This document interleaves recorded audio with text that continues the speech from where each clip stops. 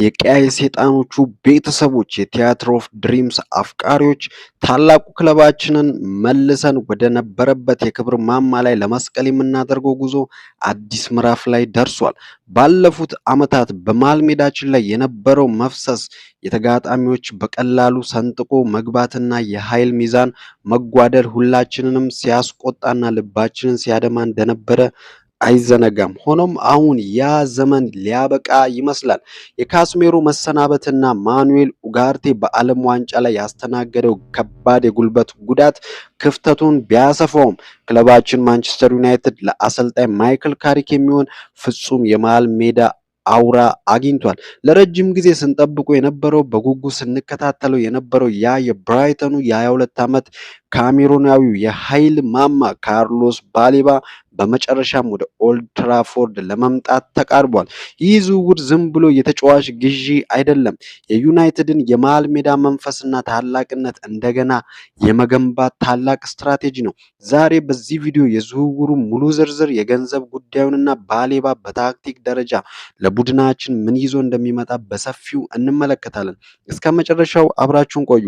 የዝውውር ዜናዎችን በቅርበት የምንከታተል ከሆነ ማንቸስተር ዩናይትድ ከብራይተን ጋር ሙሉ በሙሉ ስምምነት ላይ መድረሱን ታማኞቹ ስካይ ስፖርት እና ዴቪድ ኦርንስታይን አረጋግጧል።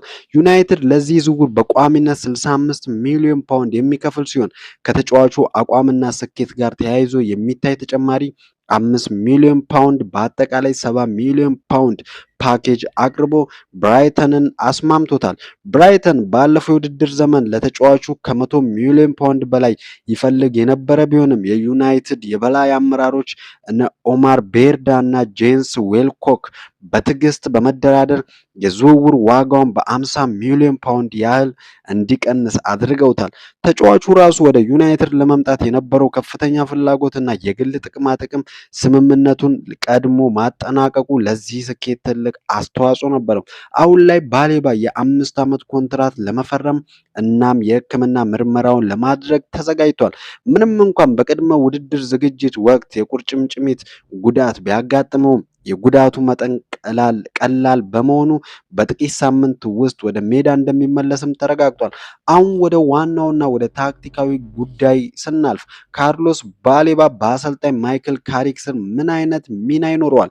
ባሌባ የተሟላ ቁጥር 6 ወይም የመሃል ሜዳ አደራጅና ዲፌንስ ሚድፊልደር ተጫዋች ነው። በሜዳ ላይ ያለው ታክቲክ ጠቀሜታ በሶስት ዋና ዋና ነጥቦች ይገለጻል።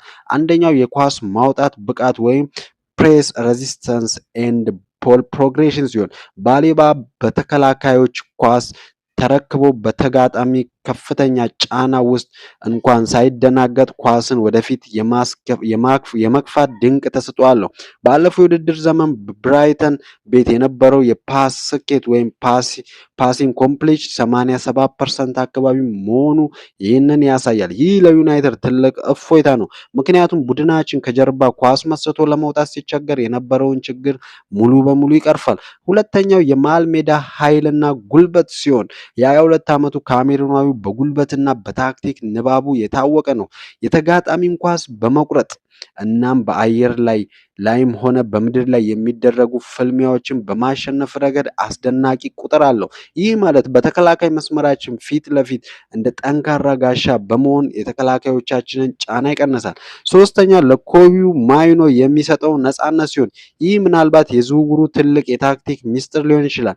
ባሌባ በመሃል ሜዳ ላይ የኋላ ክፍል ላይ መልሕቅ ሆኖ ሲቆም፣ ወጣቱ ኮከባችን ኮቢ ማይኖ ከተከላካይ አጥፊነት ግዳጅ ነፃ ሆኖ ወደፊት በማጥቃት ላይ እንዲያተኩር እናም ድንቅ የፈጠራ ብቃቱን እንዲያሳይ በር ይከፍትለታል።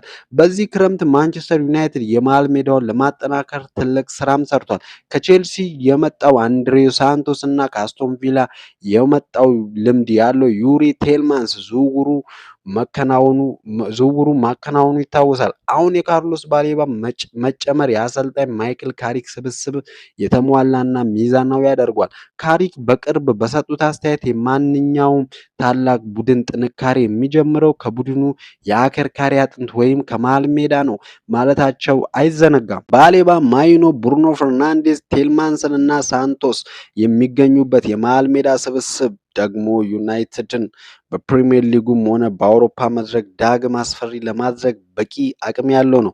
ይህ ዝውውር ሲጠናቀቅ የክለቡ ቀጣይ ትኩረት ወደ ግራ ተከላካይ ሌፍት ባክ ፍለጋ ላይ እንደሚሆን ይጠበቃል። በአጠቃላይ የካርሎስ ባሌባ ዝውውር ማንቸስተር ዩናይትድን ወደ አዲስ የጨዋታ ዘይቤና ጥንካሬ የሚያሸጋግር ማስተርስ ፎክ ነው።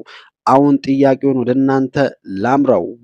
ውድ የዩናይትድ ቤተሰቦች የባሌባ በ70 ሚሊዮን ፓውንድ ወደ ኦልትራፎርድ መምጣት ምን ያህል አስደስቷቸዋል? በአሰልጣኝ ማይክል ካሪክ ስር በቋሚነት መሰለፍ ያለበት ከማን ጋር ጥንድ ሆኖ ነው? አስተያየታችሁን ከታች ባለው የኮሜንት መስጫ ላይ አስፍሩልኝ። ቪዲዮን ከወደዳችሁት ላይክ ማድረግ እና ለሌሎች የዩናይትድ ደጋፊዎች እንዲደርስ ሼር ማድረግ እንዳትረሱ። ቻናላችንን አሁኑኑ ሰብስክራይብ በማድረግ ቤተሰብ ይሁኑ። ክብር ለቀይ ሰይጣኖች ይሁን። ዩናይትድ ለዘላለም ይኑር። ቻው ቻው።